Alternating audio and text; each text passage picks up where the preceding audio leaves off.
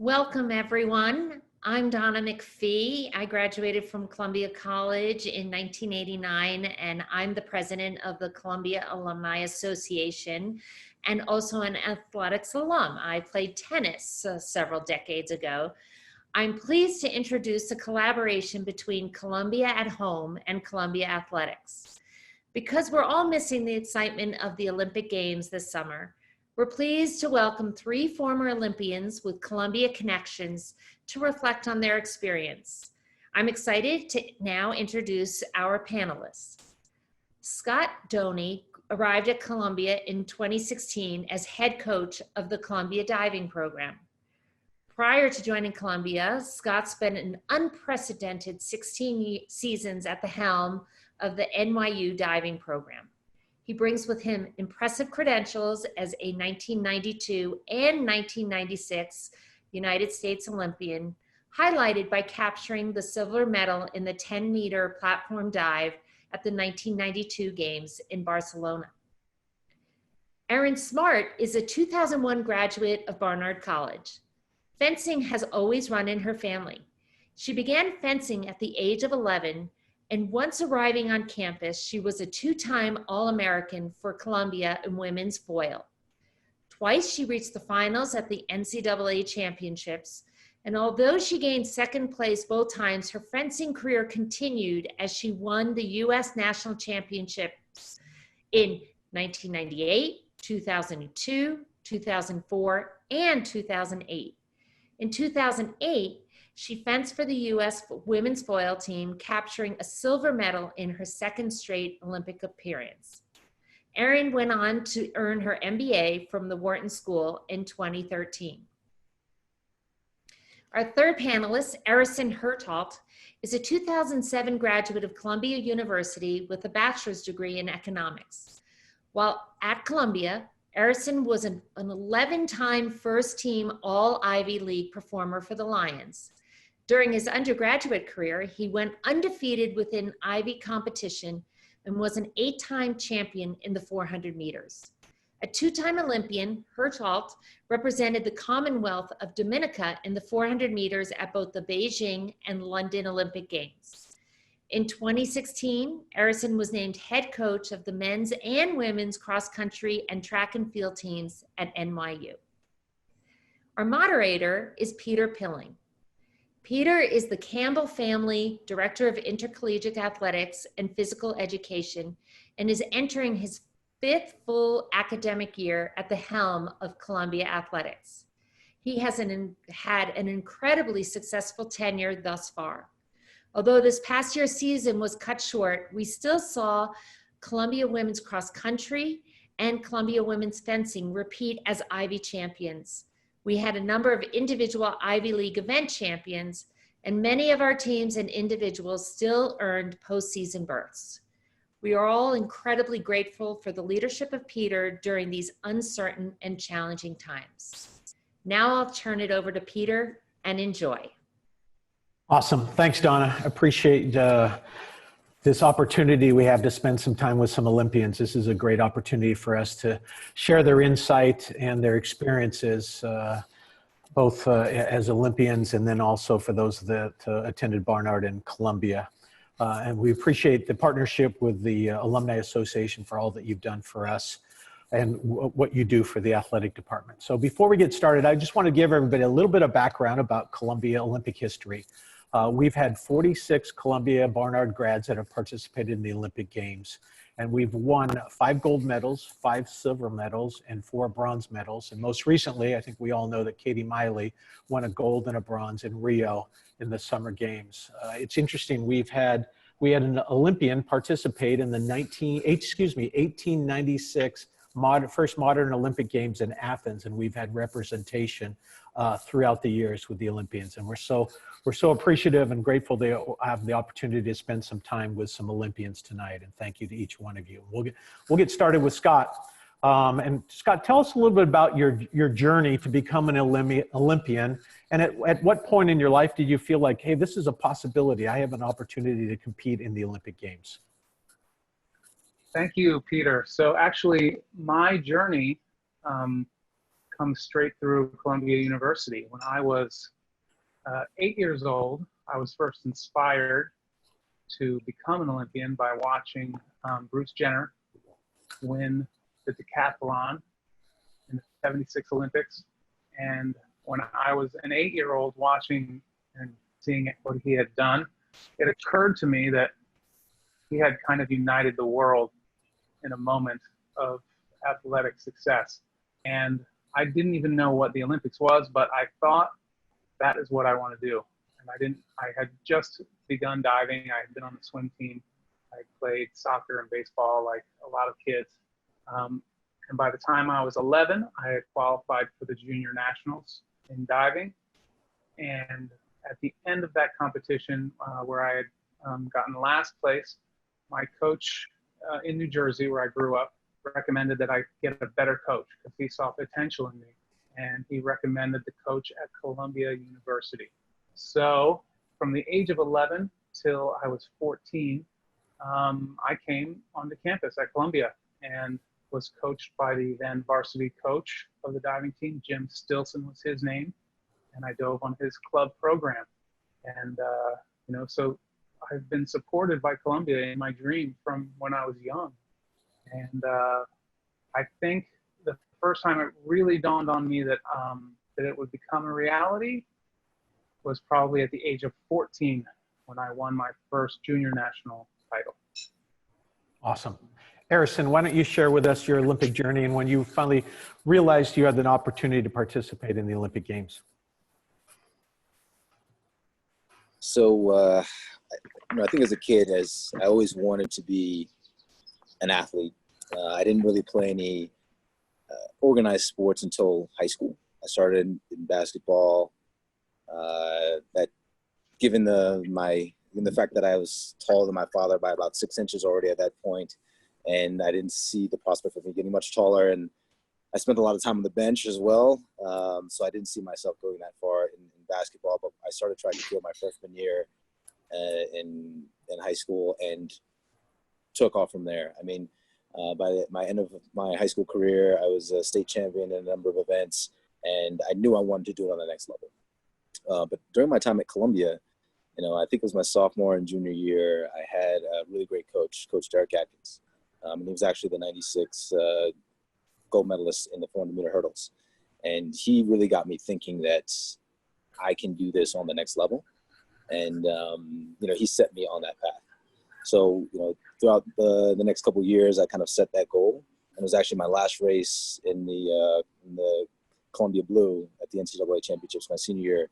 I hit the Olympic standard. So that kind of like made it that I was already set then at that point. So, it really came from the guidance that I got at Columbia, having people really teach me that, I can really do this and show me that it's all going to depend on how much work I put in. Yeah, awesome. That's a great story. Erinn, your story is a little bit different. You were introduced to the fencing world, and tell us about your journey to become an Olympian and how you were introduced to the sport of fencing. Yeah, so my father, growing up, he worked for Sports Illustrated magazine. He wasn't an athlete, he was on the production side, but he was able to travel to the Olympics when I was younger. So his first Olympics that he traveled to, because he was working, was the '84 LA Games. And I remember kind of vaguely him traveling and my coming home having paraphernalia of the Olympics all around. And I was just amazed and intrigued by that. So at that point, I knew that I loved watching sports and even participating. I was a huge fan of like Florence Griffith Joyner and all top athletes then. But my father introduced me to the sport of fencing when I was around 11 years old because of Peter Westbrook, who won a bronze medal in LA. And I started in the sport, and my first coach was the varsity coach at Columbia, Dr. Aladar Kogler. And he really taught me what it was to be a competitive athlete and kind of guided me on the path I needed to take. And I started competing in junior competitions and national competitions. And I think I realized that my path to the Olympics was attainable, or at least within reach, was when I first won the national championships when I was 18, because I won, and I had beat people or women that had been on the 96 Olympic team. And I said, wait, if I can beat them, maybe I can make a team. So that kind of just gave me a focus and a way to drive towards it.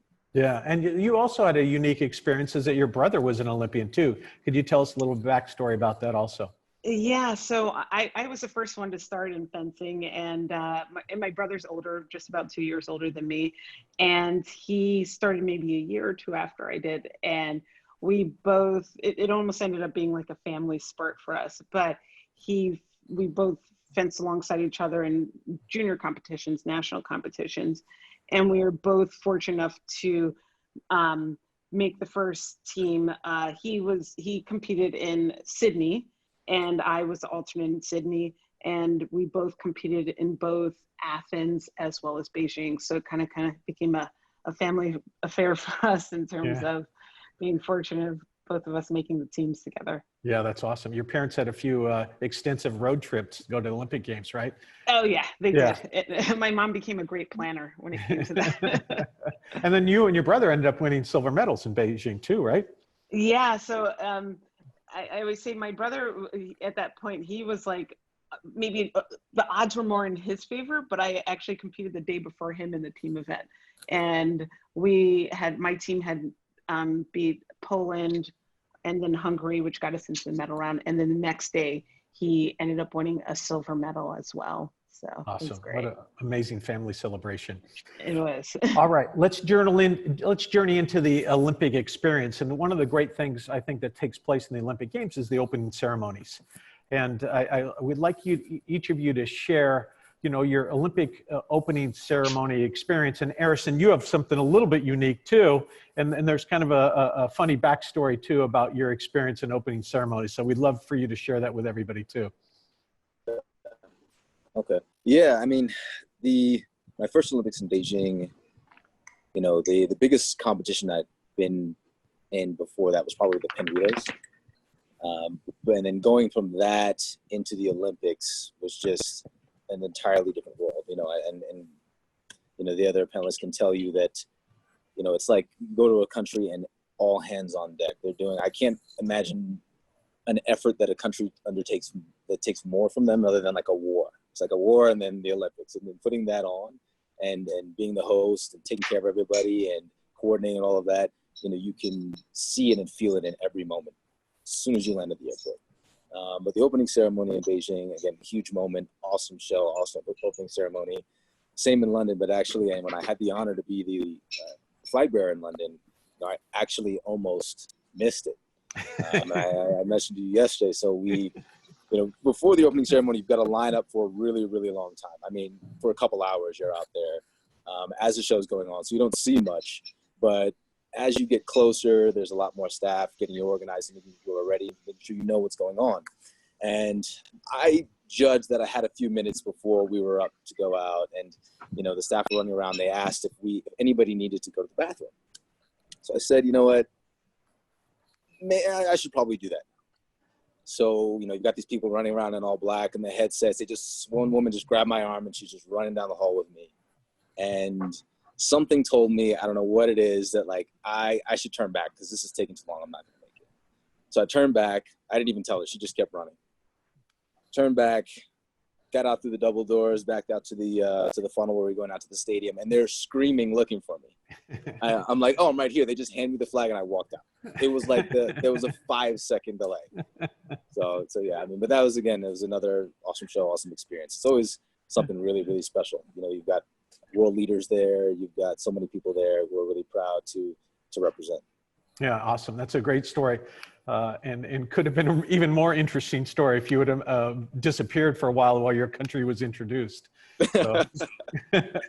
And Scott, how about yourself? I know in Barcelona, as I recall, the opening ceremonies, the actually Olympic torch lighting was something that was really unique. Tell us a little about that. And I had no idea if you guys knew how that was going to be lit or what was coming. And tell us about your Olympic ceremony. Yeah, both of the ceremonies, 92 in Barcelona and 96, very memorable torch lighting experiences. The first one, and we don't know anything about what's going to happen until it happens. like Erison said, you're just lined up, waiting for hours to have that moment where you walk into a stadium full of, I don't know how many thousands of people, but everyone should have that. Everyone deserves that once in their life. Have a moment, walk into a stadium full of people screaming at the top of their lungs. I think we all deserve that. But the first one in '92, they had they lit an arrow, and and someone from the archery team, I guess, had to shoot it up into the cauldron. And so that was pretty spectacular. And the second one in '96 in Atlanta, of course, was Muhammad Ali. And nobody knew, and it was the constant question, who's it going to be? Who's it going to be? And everyone's like, oh, it could be this person, it could be that person. And then finally, at the last moment, after the commence or take ups, and the last one goes up the stairs, Muhammad Ali comes out, and I don't think there was a dry eye in the house. I was just crying my eyes out watching him hold that torch, and it was all he could do, just to hold it. And he was shaking, of course, with Parkinson's, and what a symbol, what a great symbol, as he opened the games as an Olympic champion himself. Yeah, I can only imagine the emotion at that time. Erinn, what are some of your recollections about the opening ceremonies? Well, Beijing is always the one that stands out to me because China did such an amazing job. And when you're an athlete, you kind of like, as Erison and Scott said, they kind of like have you in waiting pens or stadiums, and they lead you out. And then suddenly you're out there, and there's not too often, that the whole world is watching and everyone is in a happy moment. And that's what's so amazing about the opening ceremonies. That's why I tell everyone, there's not too often that we could all rejoice in something and be just cheering all together to kick off the games. But I think Beijing was amazing. I had to watch footage afterwards because everyone's like, did you see all the fireworks and this and that and everything that happened? But you don't really see it because when you're the athletes, you're sitting in tunnels and stadiums. So I had to look back at like, oh, that's what all those sounds were, and the fireworks and the songs and the movement and everything. It was just amazing. And just out of curiosity, did you and Erison know each other with the Columbia Barnard connection? Or were you able to connect in Beijing at the games? I didn't know Erison. No, this is, yeah. All right, good. Yeah. So Erison talked a little bit about his Columbia experience and how that prepared him for the Olympics games. Erinn, do you have some thoughts about like your Barnard experience and how that may have prepared you for your Olympic experience or through that Olympic journey in your preparations? Yeah, I always tell folks that my NCAA career prepared me for the international level. For fencing, we have 5-touch matches. That's our early rounds. And that's all that happens in the NCAAs. So you get really good at that. So I was prepared competing all the time with these 5-touch bouts on the NCAA level, which actually prepared me on the international level to be focused. It's because it takes a certain mindset for such a short amount of touches. So it really helped me with that. But also being a student athlete, really, you learn how to time manage so well. The stuff that I do in my day-to-day career, you just learn how to juggle your working out, your competitions, your schoolwork, and learning to be collaborative with students. Because I mean, I had great friends that were not athletes that helped me throughout my collegiate career because I missed classes and I had to go to practices. So that it was such a strong knit community that I found helped not only in the athletic realm, but outside of that as well. Got it. Awesome. Scott, let's go back to you. All of a sudden now you're at the Olympic Games and competition's ready to start. Tell us a little about how you control the emotions, all the different anxieties. All of a sudden, you have this tiny window of opportunity to compete in the Olympic Games, and how you kind of control what you're trying to control so you perform at your highest level. Yeah, I actually, everyone's Olympic journey is a little bit different, but for me, the stage and that moment that you get to perform is, to me, the best part of the whole experience. That moment when you are there and you know that the entire world is watching and you've prepared in every way you possibly can. But what you don't know is all the things that are different about the Olympics. So, for example, in Barcelona, you know, when you're ready to compete, and the day of the competition, the day you're preparing for since you were a child, they set up a huge camera and a huge crane right where you were planning on sitting to compete. You know, there's just a million different things that can go wrong that are kind of unique to the Olympics. And I always had the attitude of like, I wanted there to be as many things as possible like that. I wanted it to be, you know, to be as difficult and as chaotic of an environment as possible. Because I thought that's where I had a chance, because I wasn't as good as the rest of the divers. Those Chinese divers, the guy who won the Olympic trials, the divers all over the country from Russia, they're just better than me. So I thought my chance was, hopefully the nerves of the Olympics gets to a few of these top guys and I can sneak in there. And so that was kind of my attitude, and that's how it worked out. I had the best day of my life in the finals in both of the Olympics, and so it worked out. But looking back at it, obviously you won a silver medal. How were you able to kind of channel your emotions to enable you to perform at the level that you did? yeah, I mean, for me, it's distraction. The key is distraction. I always listen to music. Right. So I had headphones, and in Barcelona, I actually brought the headphones up onto the 7-meter platform. So I had music in my ear right until the moment when they had already announced my dive and it's my turn to go. So I'm really off in my own world, and listening to The Doors or The Grateful Dead. Those are the two bands that the two songs I had picked for those days. Yeah, that was going to be my next question. So that was your genre. You were going like 60s rock. Is that what you were doing? That was it, man. That was it. Yeah. All right, very good. Erison, how did you control your emotions? Obviously, it's a little different as a track athlete. You know, you get in the blocks and there's a lot of tension. How were you able to get yourself ready in terms of competition there? I mean, I'm going to definitely agree with Scott. You know, I think the competition is definitely the best moment. The 24 hours before the competition, probably the worst moment.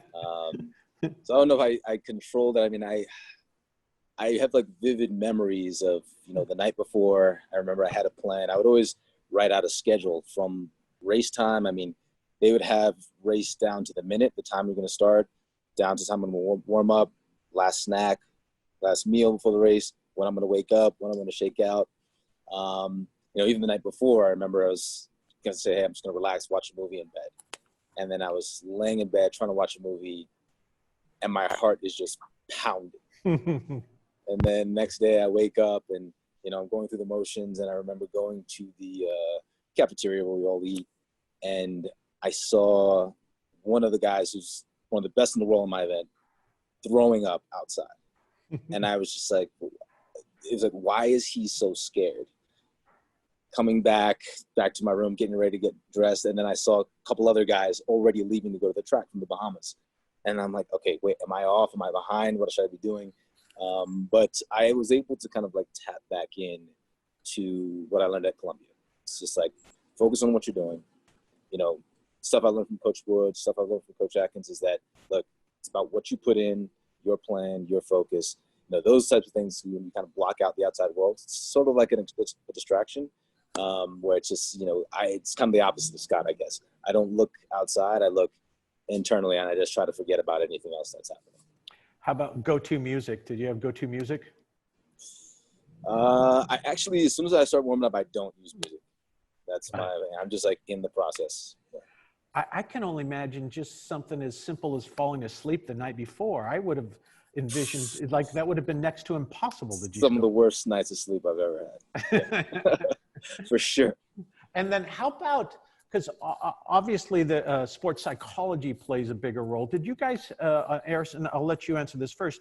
Did the Olympic team that you were representing the country have like sports psychologists and sports psychiatrists that would help you in terms of your preparation? Or is like your coach say, are you ready? Let's go. So at the time I was being coached by Ken Harden at Florida State. But nah, that was not part of our regimen at all. I will say that I did get a book from actually an old Columbia alum. It's called The Total Runner. And it's kind of about that. It's an older book, but it's just about the thought process and not thinking about failure, just committing yourself to the process. And that did help a lot. I just got it from a conversation from him. He just handed it to me. He said, he told me to get it, and I read it. I actually read it pretty much all the way through the end of my senior year.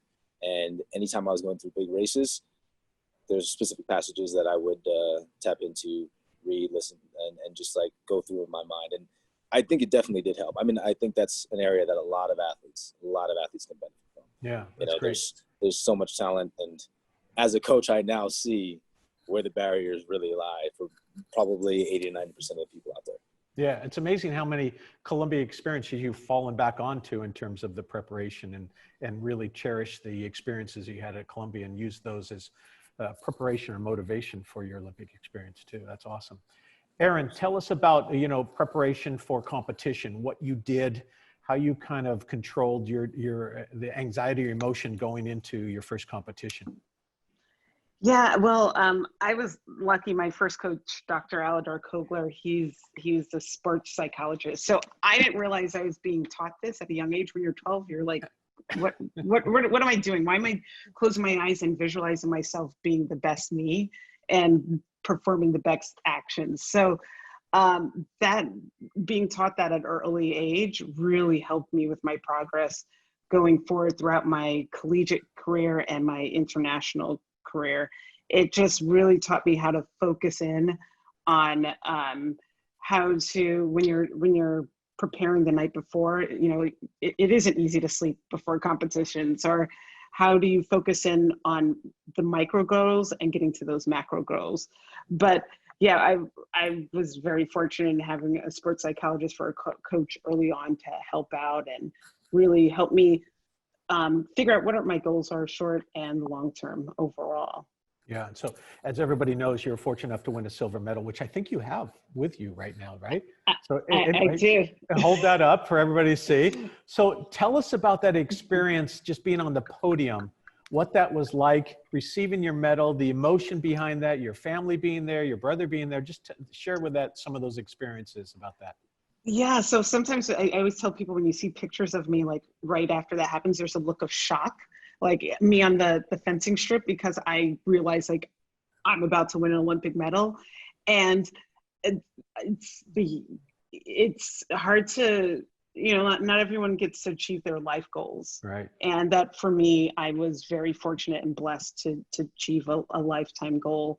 I thought it was maybe just the Olympics, but then I had a very great day with my team in Beijing, and we won the silver medal. But it was surreal, and to have family around to support you at that, it was amazing. And I still pinch myself, and whenever I even hear like the Olympic theme or anything, I see other people winning medals, I burst into tears, just because I know how much of a commitment, not only mentally, physically, that you have, and emotionally, that not only you have to put yourself through, but those that it takes a village to make an Olympian.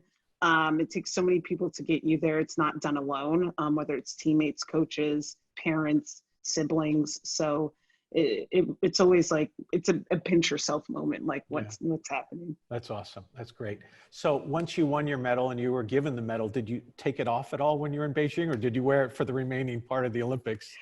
Well, I wore it for a very long time, and actually, because my brother was competing the next day, and the funny story is that I was trying to get to his competition, and I was stuck in a taxi, and security wouldn't let us through some of the block offs that they had, and I showed my Olympic medal, and they let us through a closed off area, or I wouldn't have gotten through to make it in time for my brother's competition. And it was like it was sort of my ticket. I was like, look, I have a medal. Can I go through? They're like, oh yeah, of course. There's a Willy Wonka golden ticket there. Very good. Exactly. All right, Scott, tell us about your medal experience. And obviously, you alluded to how good the Chinese divers were, and you were considered, to some degree, I know you're being humble, but to some degree, a little bit of a long shot to win a medal. Tell us about that. You have a series of dives. you know, going into your last dive, kind of where you're placed and where you're positioned, and what that was like in terms of just coming out of the water on that last dive and realizing you were an Olympic medal winner. Yeah, you know, I didn't even know. I didn't even know. I was so in my own world that I could have been, you know, 8th place. I could have been 1st place. I really didn't know. I knew that I had the best day I had ever had personally, but in diving, you know, it really comes down to what everyone else is doing on that day. The guy who was favored to win, who never missed a dive, who was the silver medalist from the previous Olympics behind Greg Louganis, had missed a dive terribly, and I didn't know it. The top American that day had missed a dive terribly, and I didn't know it. And so what I usually did was I would visualize what we call a hot contest. So meaning there is a contest where everyone is at their peak, 9s and 10s are flying from the judges. And I visualize that as I'm doing my dives, because it can be contagious, and it works both ways. Sometimes there's what's called a crash contest in diving, and one person misses a dive, and then another person misses a dive, and people are looking around, and the judges are like going like this, and everybody starts missing. So I'm picturing a hot contest. Everything goes really well, and yeah, and so and then when you get to the final point, then I'm like, how did I do? How did I do? I had to wait for someone to come up. I don't remember. I think it was my coach, Ron O'Brien, who came up and said, you won the silver. You won the silver. And just like Erinn says, it's sort of an out-of-body experience from that point on. You know, it sort of feels like you're hovering above the ground, and you go out and there's a ceremony and the press conference, and maybe even in through the next few weeks is a bit of an out-of-body experience. Yeah, that's awesome. So you were not a scoreboard watcher then when you dove? You had no idea what position or place you were in? You know, by the time I got to that point, I had made every competitive mistake that you can make. And hopefully I had learned from all those mistakes. I competed in junior nationals. I competed in NCAA championships, you know, and I had been as nervous as I could possibly be and had it have a negative effect. I've been as nervous as I could possibly be and have it help me. You know, honestly, the competition in the NCAA was some of the most important competition that prepared me, because there is something different about an NCAA championship when you are representing your entire team. Diving is a very individual sport generally, but at the NCAA championships, you know, you're representing all the swimmers, your entire university. At least for us, all the swimmers line up the edge of the pool and are cheering as loud as they can because they want those points for the team. So all those experiences add up, and hopefully eventually you learn. And one of the things I learned was don't watch the scoreboard. And so I took that with me into the Olympics. So, Erinn, I'm going to ask you the same question. You get your medal, you have the podium experience, I suspect you go and do a press conference, you probably talk to your coaches. At what point do you get to go back and finally celebrate with family and friends? How long does that take in after that? Scott, we'll go to you first. Oh, I'm still taking it in 25 years later. But I mean, is it an hour later, 2 hours later before you finally see your family? Well, for me, I actually didn't see my family until the next morning. Wow. Yeah, so the way that the security worked in Barcelona, the pool was at a place called Montjuïc. There was a huge mountain, and they had sort of cut the pool into the side of this mountain. And it was some of the most epic photos you've ever seen, with the Sagrada Familia, the famous church in the background, and you could see the Mediterranean Sea and Barcelona in the background. But the way it worked, that there was this bar at the top of the hill, and there was a bar at the bottom of the hill. And all the spectators would go and meet at the top, and all of the athletes, coaches would meet at the bottom. And so it was so chaotic. I remember my parents waving and saying, you know, meet us. And I was like, okay.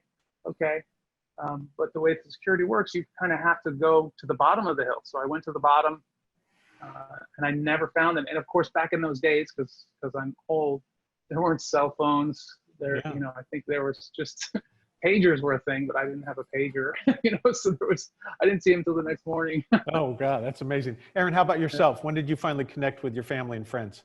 Yeah, so I mean, I was lucky since my brother was an athlete. Yeah. He had the badges to get through, so like immediately he could congratulate me.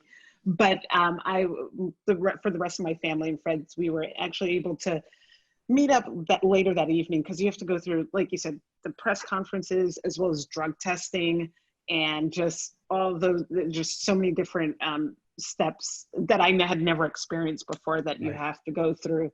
But it was later that evening that I was able to meet up with the rest of my family and friends and celebrate. Yeah. And then how did you sleep the night of your victory? I mean, of your silver medal? I don't think I slept that night. And that's why the next day when I had to watch my brother, I'm like, I was a little bit out of it, but you know, it's you have adrenaline pumping. It's Yeah, like I it can just only doesn't stop. So Erison, you're a coach. And obviously a lot of your student athletes, I suspect, seek your wisdom of being an Olympian and stuff. What kind of advice do you give them as a former Olympian? What's some piece of advice that you give to your student athletes or somebody that has an aspiration or a goal to be an Olympian at some point during their life?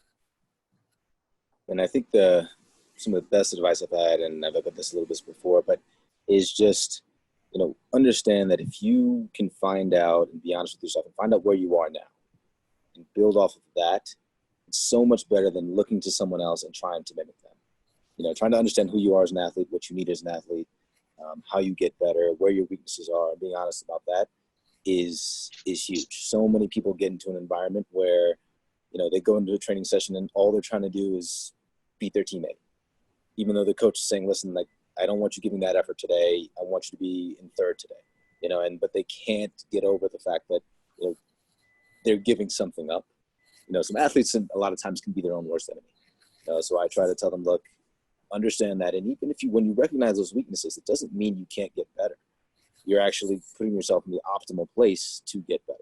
You know, if you try to fight that and you just try to mimic others, you know, you're not taking into account why they're doing those things. Right? Understanding your why you need to do those things, why training has to go a certain way, and also developing the relationship with your coach, you know, should all be dependent on how you feel, your drive, and the effort that you can put in. So, you know, and then also your talent level. So, you know, what I try to tell people is, and I find is hugely important, not just in athletics, is, you know, understand where you are. Don't just look at what other people are doing. Mm-hmm. Try Try to figure out how you can build off that base. And there's no limit to that. But there is a limitation if you're trying to do the wrong thing for you. Yeah, great insight. Thank you. Erinn, last week we had a webinar with some of our former student athletes that had qualified for the Olympics, and unfortunately were not able to compete this week, last week in Tokyo, but aspirationally, hopefully they'll compete next year as we move forward. What advice would you give to these individuals in terms of their preparation for the Olympics? The Olympic journey is a long one. It's a hard one, and it takes mental and physical stamina and understanding. I would say listening to your body. That was I had lots of injuries going into Beijing, but I knew how to listen to my body and what it needed to do, because it's challenging for these athletes, right? They had this expectation of being in Tokyo right now, competing, but they have to maybe push aside some plans or maybe continue the process to qualify for next year. So it's a huge unknown, that extra year that they didn't expect. But I think for those athletes, it is really putting a lot of plans in place, understanding where you are physically and what your body can sustain and how to pace yourself.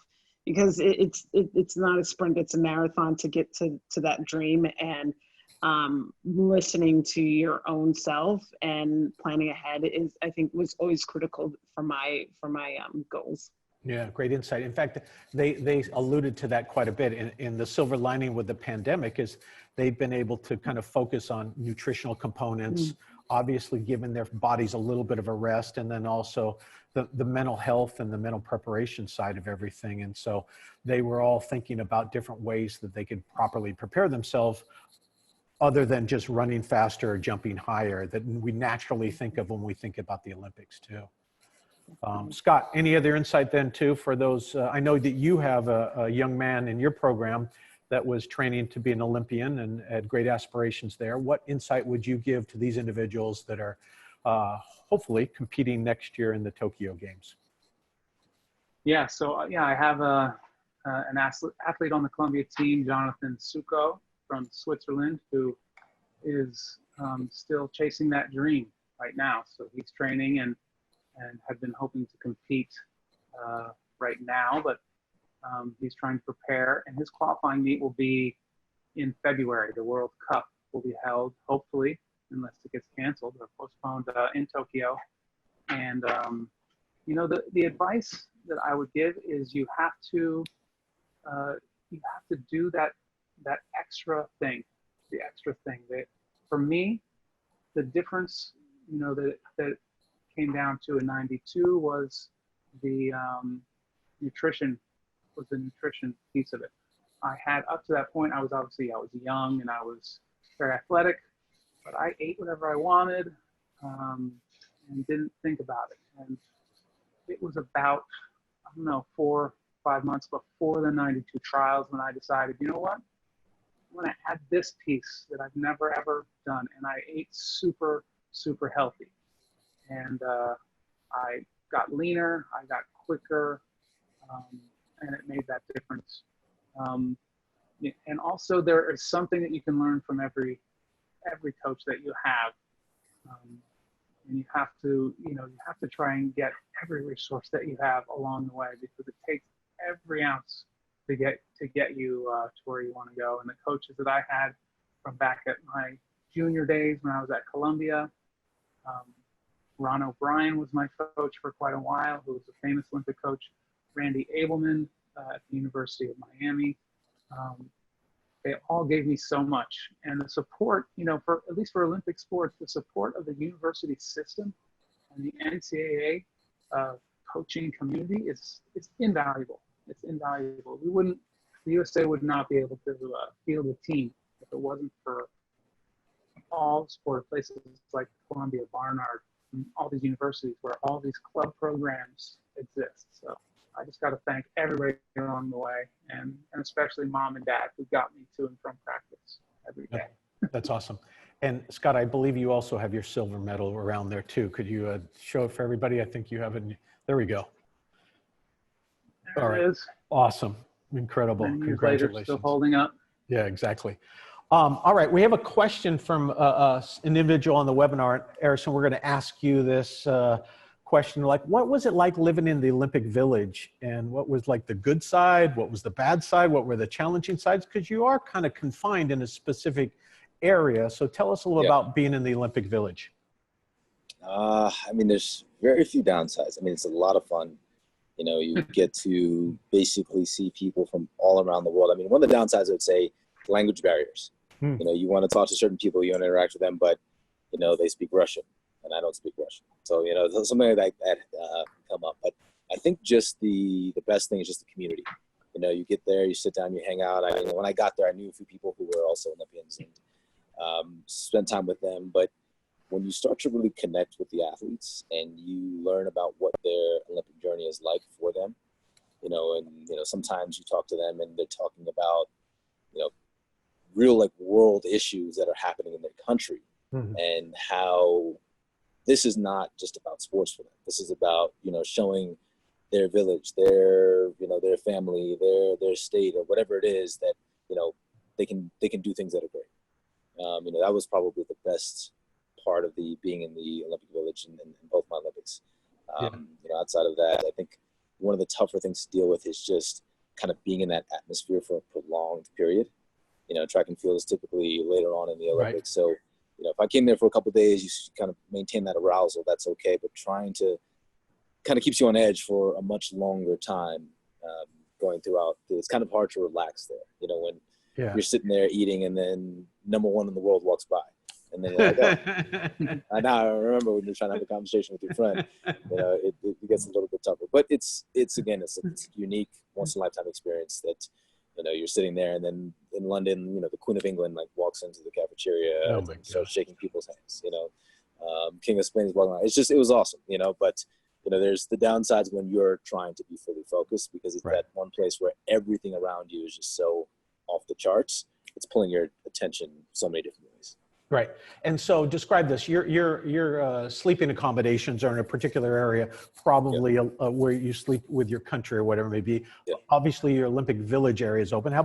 From an eating standpoint, is it just like an open cafeteria where you're interacting with all the athletes also? Yeah. So there's a bunch of different options in the villages. So typically they have like one main cafeteria, but then just kind of like any city, like there are little spots. There's like carts and stuff that you can grab food. And you go in the cafeteria, it's any food you want from anywhere in the world. You know, which is a good and a bad thing, especially when you're trying to control stuff. I know Scott might have had trouble with the nutrition stuff there, man. Keep this under control, but it is, so it's, you know, that's the place where most people kind of hang out and spend time with their, you know, teammates and with others and connect. Yeah. Erinn, what were some of your memories of the Olympic Village? Yeah, so I'd say one of those was in 2004 in Athens, right before opening ceremonies. I'm a big fan of like all different sports, and suddenly I see like Michael Phelps standing right not too far from me, and this is like before he was Michael Phelps, like 2008 Michael Phelps. But I remember him just being so nice and taking pictures and being just like very friendly to everyone. But I think those are some of my favorite memories from the Olympic Village, meeting different athletes from all over the world. Like, I'm a huge tennis fan. I got to meet Rafael Nadal, like stuff like that. So to me, like, and everyone, they're not the superstars they are. I mean, they're still the superstars, but everyone tends to be nice, outgoing and friendly, you know, except for when they're in their focus mode, and you can tell when folks are focused, but otherwise, you know, everyone's just, they're Olympians and we're all athletes, and it's a great experience. That's awesome. Scott, you were involved with something pretty landmark. That was the year the Dream Team on basketball, the men's basketball team. Did you have any experience where all of a sudden you look over and there's Jordan or there's Magic Johnson or something like that in terms of opening ceremonies? There's some experience around the Dream Team? Actually, yes.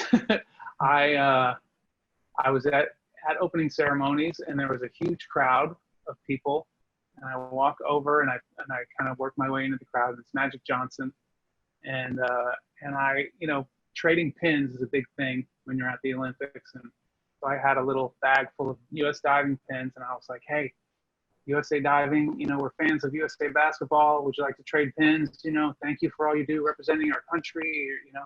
And he really took a moment, you know, he gave me the basketball pin, I gave him the diving pin. He took a moment and he like looked me right in the eye and he was like, thank you for all you do. Like, he was really present with me for that moment, and I'll never forget it. Oh, very cool. Erison, any experiences like that with the Michael Phelps or the Magic Johnsons of the world? Yeah, I mean, you know, one of the most interesting ones I had is obviously, you know, if you go to China and those different places, not all sports is not the same as it is in America. I remember one specific moment, I think it was in 2008, before the opening ceremonies. I see, again, a huge crowd, probably very similar to what Scott saw, and I see Kobe in the middle of it, and there's people mobbing. But then, I mean, I didn't go to see him. I was just walking by, and then I noticed this guy like standing next to the crowd waiting, and it was Chris Paul. Like, nobody knew who he was just because Kobe is so much of a bigger international star. And I think that was the year like Chris Paul was MVP or something. But he was just standing there like a normal guy looking at his phone while people are mobbing Kobe. I mean, not, you know, there's nothing wrong with mobbing Kobe. Right. But it was just, it's interesting that, you know, I mean, I remember in 2012, you know, Usain Bolt could not leave his room. Wow. They had to bring food to him. But, you know, I saw like Carmelo Anthony and you know, LeBron walking around, no problem. You know, we're not getting constantly mobbed. Yeah. All right. Well, listen, we have about 5 or 6 minutes left. Before we go one final round, there actually was a question from somebody in the webinar. Scott, this is completely off the rails, but they just want to know why you have guitars in the background behind you. Yeah, Yeah, because my dream before I became a coach was to be a singer-songwriter, and so the guitars hang there and get played once a month or so. All right, very good. All right, so I just wanted to make sure somebody understood that. So Erinn, let's start with you. What final Olympic experience or some type of advice that you would like to share with those that are joined us this evening that you feel is important to you in terms of your Olympic experience? Yeah, I mean, I always think the Olympics are just amazing event. It's once every 4 years. Now it's a little staged out because of Tokyo, but it really is a time that all countries come together and compete and cheer. And, you know, I think that was the essential part of the Olympics, the modern Olympics when it was started, was that you're supposed to put down arms and you just kind of go back to the bare roots of competing against each other. Mm-hmm. And I always think of that when I competed and I watch in the games, but it's an amazing once in a lifetime dream experience that I was fortunate to be a part of. And the athletes give so much, whether they're in the biggest of sports like, you know, basketball or they're a fencer, you know, it takes a lot for an athlete to get there no matter their journey. And I always have respect for everyone that has gone through that process, and the coaches and their families that have helped them get there. Yeah, absolutely. Great advice. Erison, how about yourself? Just something that I think the main thing that I've taken away from that experience. Is that the question? Correct. Yes. Okay. I think, you know, anytime I go through something, you know, big or stressful, I always try to relate it to like my, you know, everyday life. And, you know, I connect a lot with, you know, especially throughout my journey to the Olympics, you know, along the way, there are a lot of athletes that didn't make it, you know, but I still believe that they had that Olympic spirit, Mm-hmm. you know? So that's something that, you know, I think is, I try to carry throughout my day. I try to carry throughout, you know, my coaching, just the understanding that, look, you know, give your best, your absolute best every single day. And others do the same, you know, and when you do that, like, not only will I be better, everyone will be better. So I think that's the biggest thing is that, you know, I connected with the idea that, you know, though I was fortunate enough to go, you know, many others could have gone as well. And I think that I realized what all the Olympians had in common. And I know that existed elsewhere. And I think that, you know, tapping into that energy, that commitment every day, you know, that's how so many and everything gets better. Yeah, I'm going to circle back to Erinn. So Erinn, you made a transition. You went to Wharton and got your MBA. How has your Olympic experience stayed with you as you've entered the business world in your given profession? I think it's along what Erison said, giving your best every day. And when I decided to make the decision to go to business school, I kind of took that Olympian mindset to it, like studying, bringing my best. And like all of these experiences I have are once in a lifetime. Not everyone gets the opportunity to go on to higher education or go to different schools. So I always think I need to give my best because it's an opportunity that I've been fortunate to have. And yeah, really just always giving 100%, being mindful and having a positive mindset when I'm a part of it. Yeah. All right. So you're at Wharton and you're doing icebreakers with your classmates and stuff. How do you just like mention the fact that you're a silver medalist in the Olympics? Is that just like drop the mic experience for you or what? Yeah, it is. And a lot of times, you know what they do? They kind of tell you different tidbits, and then they figure out who's who. Oh, you're the Olympian? Oh, got it. Got it. All right. Very cool. Yeah. All right, Scott, bring us home. We have about 3 minutes left here. And by the way, everybody that's joined us, thank you very much. This has been remarkable. We have such amazing alumni and people associated with Columbia that share their success in life. And obviously the Olympic experience is one of the pinnacles in terms of athletic experience and accomplishments. And we thank all of you, obviously, for joining us tonight. But Scott, share with us your thoughts about the Olympic experience and how it's resonated with you throughout your life. I mean, for me, it represents the best of what humanity is capable of. And there's so much division and difficulty in the world. And to see the world come together every 4 years, live together from every country in the world in one village, and get along, and put aside all their differences for that brief period of time. It's inspiring. It's inspiring to be a part of, and I think that the next one is going to be really important for our planet. With everybody being quarantined, with everyone kind of going through this incredibly difficult time, it's going to be really important to have something that brings the world together, and the Olympics does that like no other event can. Yeah, I think that ends it on a great note. We appreciate each of you for joining us tonight. I have an announcement here in a second, but I just want to thank all of you for how you represent your institutions and how you represent the Olympic theme and the Olympic value system and what you've done and the impact it's had in your respective lives. We wish you all the best. Obviously, we hope that we'll be competing in Tokyo a year from now. Let's knock on wood on that one and hope we can find a solution to this pandemic, because it is a celebration. It's a great opportunity for our country, our world to come together and celebrate the athletic experience. And it's not necessarily about who wins or who loses, but that's an important part of it. But it's just about the Olympic experience. And I think each of you have shared with us some remarkable experiences tonight that lets us see kind of inside the ropes the impact it's had on your respective lives. So we thank each and every one of you. I have an announcement about next week's Columbia at Home programming. We're going to shift gears a little bit. This is a series called Tells and Table Talk. It's a discussion about human decision-making process in the world of professional poker. So we're going to go from athletic competition to gambling next week. But we have an author, Maria Konakova, who's a graduate of the School of the Arts and Sciences, that will be speaking next Wednesday, August 12th at 7 p.m. And you can register at olympia.columbia.edu. So we just encourage everybody to continue to participate. So we'll go from Olympic experience to professional Texas Hold'em poker next week. So we invite everybody to participate. But again, Scott, Erinn, Erison, thank you very, very much. We wish you and your families all the best with the pandemic, and we wish you health and safety. And again, thank you everybody for joining us tonight. Thank you, Peter. Thank you. Bye. Thank you.